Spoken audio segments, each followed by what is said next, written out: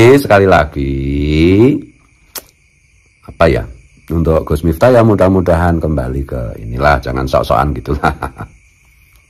Banyak loh yang mengeluh tentang penjenengan Gus itu. Saya sampaikan ke publik karena jenengan juga menyampaikan ke publik. Coba dengarkan itu Nahdien yang dibawa bagaimana tentang tarif Anda.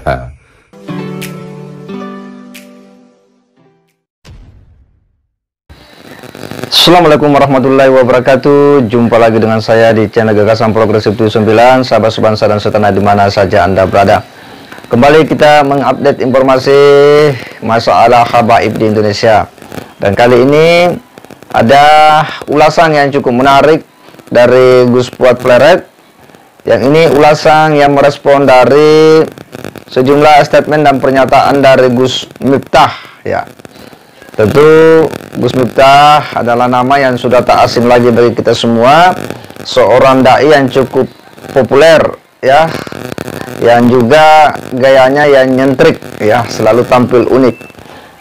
Ini terkait dengan habaib yang memang hari ini masih terus saja menjadi viral, di mana orang-orang yang dianggap mempertanyakan nasab para habaib atau semacam mengkritik yang oleh Gus Miftah itu hal yang tidak lazim menurutnya.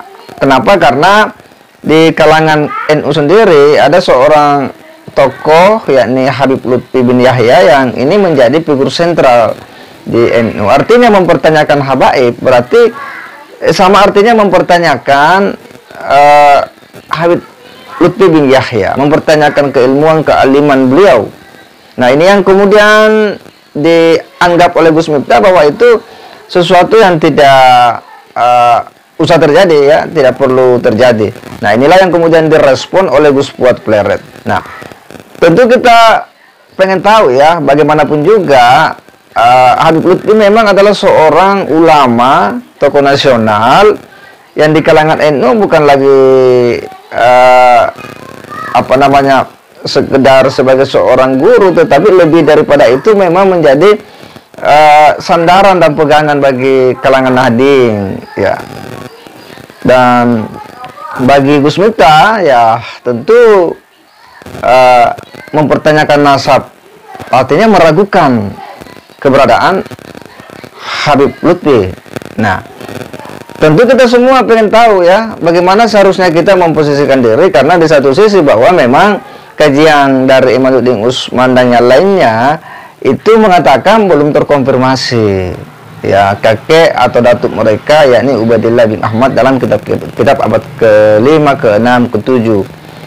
Nah, ini yang kemudian mengundang pertanyaan. Karena itu menarik untuk kita coba simak ya seperti apa ulasan Gus Fuad Pleret ya. Ini penting untuk kemudian kita edukasikan kepada umat.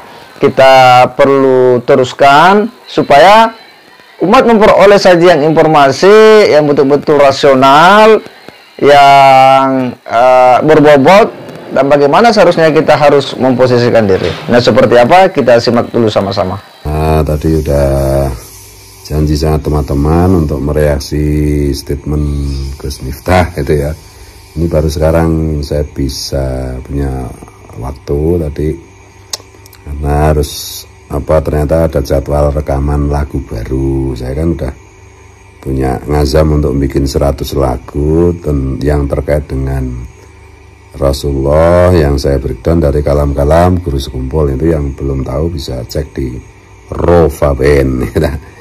Ini saya lihat Gus Miftah ini kok wah ini diputar dulu ya biar sekarang kita ribut malah ada usul tes DNA, bener gak Habib? Kalau yang bener-bener Habib, memang ini kok ngomong Habib Lutfi tes DNA apa cocok cangkem gue kok cetowang apa itu. Tapi lah saya ngaku-ngaku Habib, mungkin perlu Pak Bupati. Kenapa? Karena mencoreng nama baik Habib itu sendiri. Saya itu mohon maaf Bu, saya itu sering banget berseberangan dengan para habaib. Tapi mohon maaf, yang saya lawan itu adalah siasahnya. Karena bagi saya bedakan antara kiai dengan Habib. Kiai itu dihormati karena sifatinya.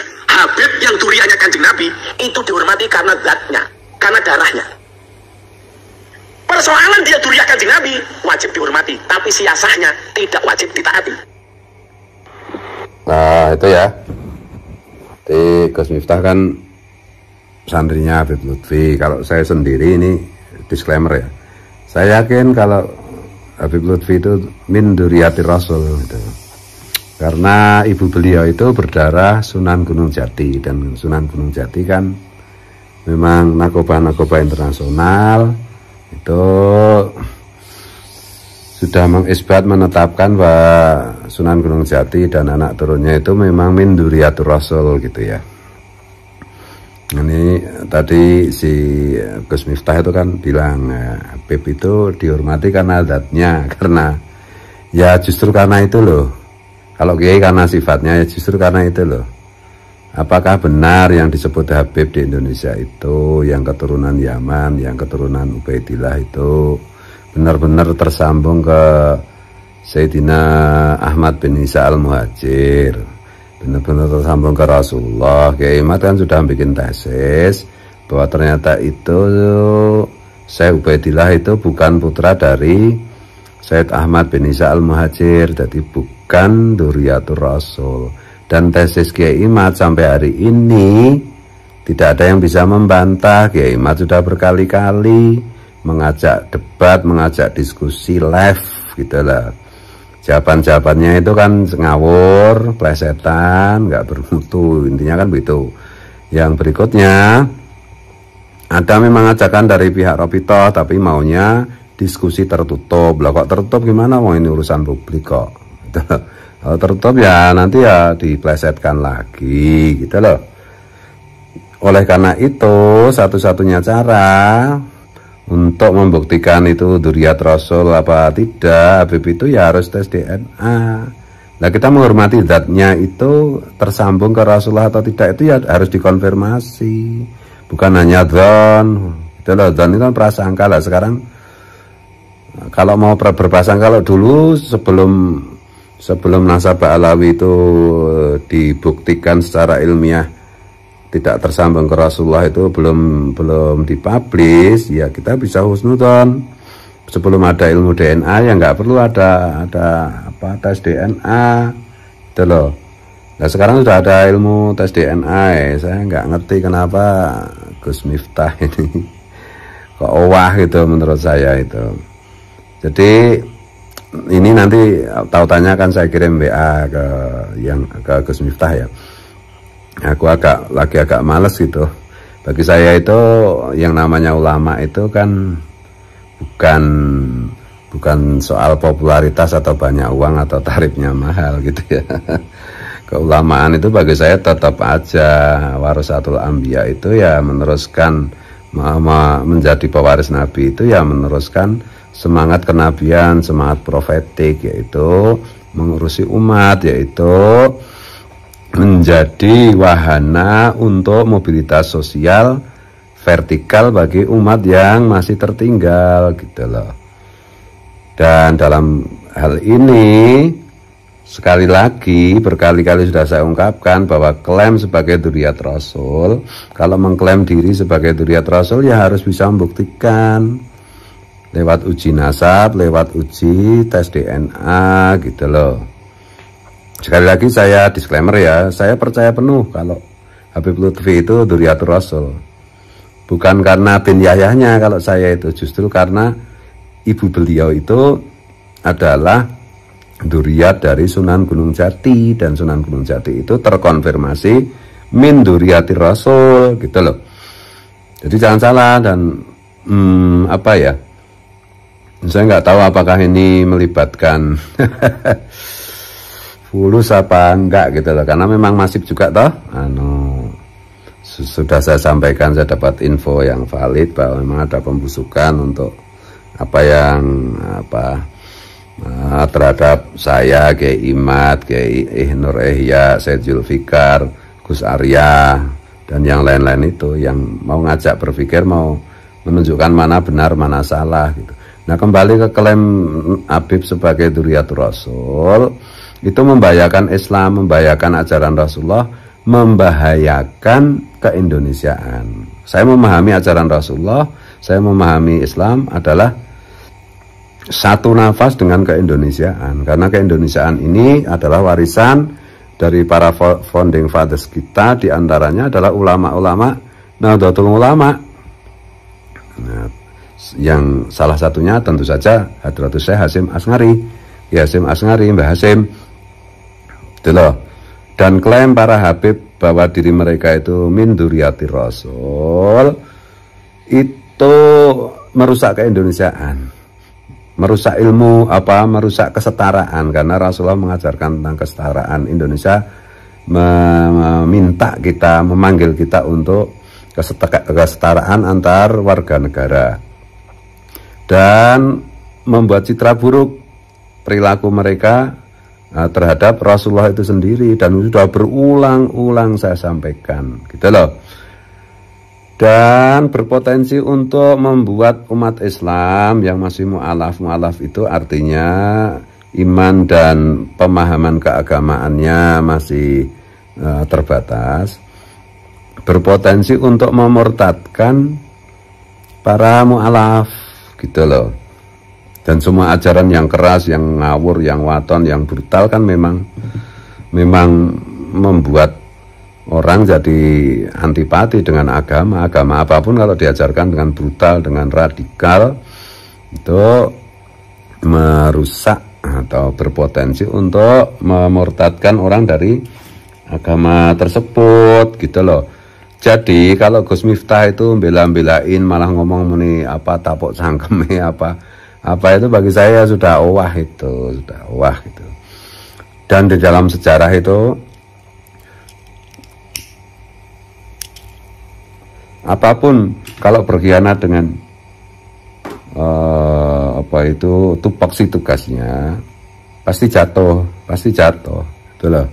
Keulamaan, kekiaian, keustatan, ketuan guruan, sebagaimana kerasulan, tilkar rusulu faddalna ba'dhum ila ba'd, itu adalah amanat dari langit, amanat yang harus dijaga sebagai pewaris Nabi. Tugas profetiknya apa? Kalau Gus Mus itu membuat definisi alladzina yang dzurunal ummah bi'ainir rahmah. Ulama pewaris Nabi itu adalah orang-orang yang memandang umat dengan tatapan kasih sayang, dengan pandangan kasih sayang. Tentu saja yang kecil, yang lemah, yang masih mu'alaf, itu diprioritaskan pembelaannya, bukan yang kuat, yang ini, gitu loh. Jadi ya mudah-mudahan Gus Miftah kembali ke jalurnya. Saya senang, saya itu kan ya memang sahabat saya atau Gus Miftah. Dalam hal ini kok kenapa Gus Miftah jadi begini ya, saya sayangkan banget, gitu ya. Saya bilang ya dulu kan ada pernah juga ada masalah dengan Gus Menteri, Gus Yakut ya, sebelum muktamar saya menjembatani, saya sampaikan ke Gus Yakut supaya jangan marah dengan Gus Miftah. Dulu ketika keliru ucap mengenai Kiai Ma'ruf Amin, gitu. Kemudian Gus Miftah juga ngajak sharing dengan saya, juga saya berikan pandangan dan beliau setuju, gitu.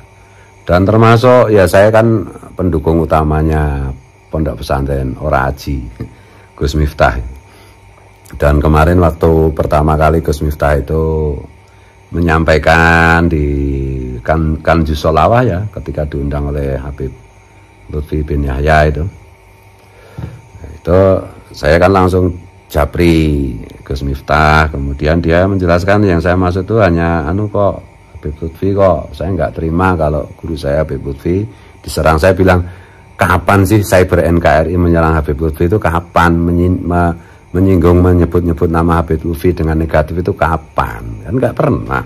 Kalau membela Habib Lutfi ya kan saya kasih contoh, saya Muhyiddin Guru Sekumpul, saya membela Guru Sekumpul dengan cara saya tunjukkan, saya carikan, saya minta tolong teman-teman ahli nasab untuk mencarikan nasab Guru Sekumpul, dan saya minta tolong sekaligus untuk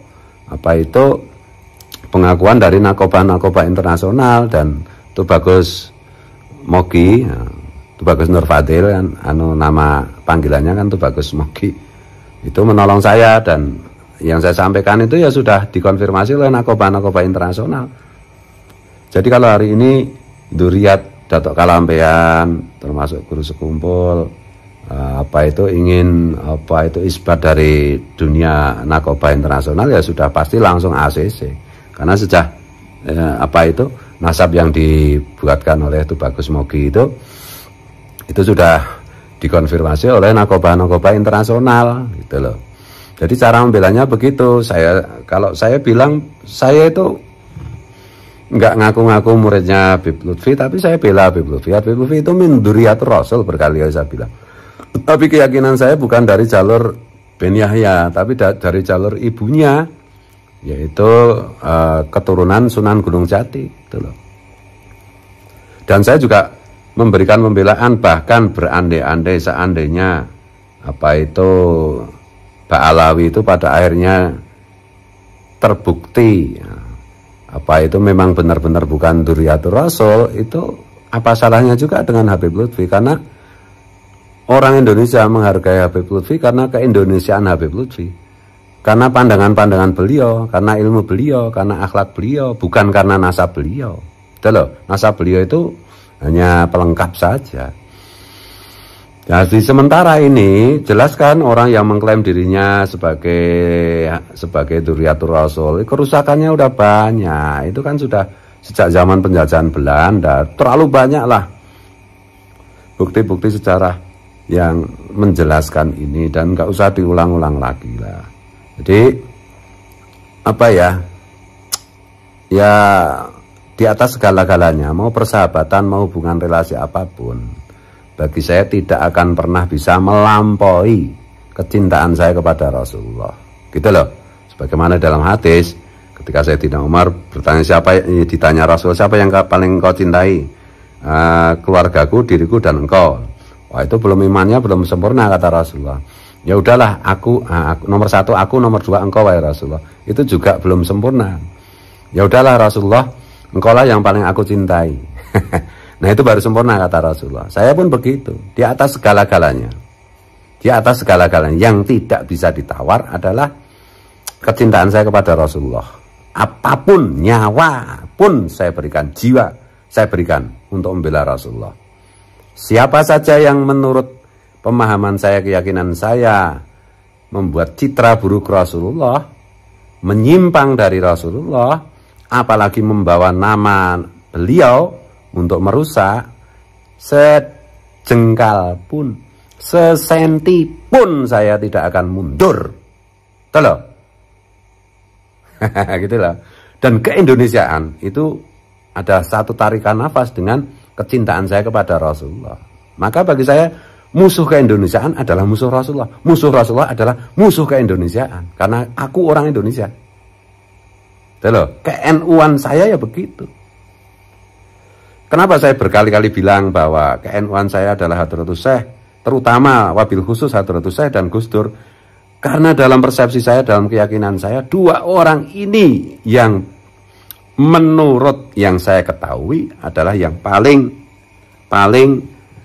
saya pahami sebagai prototipenya Rasulullah, gitu loh. Tentu ada guru-guru saya seperti guru sekumpul, seperti Abu Yatim Yati Banten, seperti Kiai Abdul Muhid Jejeran, dan semuanya itu kan ke-NU-an, ke-Indonesiaan. Gitu loh. Saya itu suka ngomong gitu loh. Jadi sekali lagi,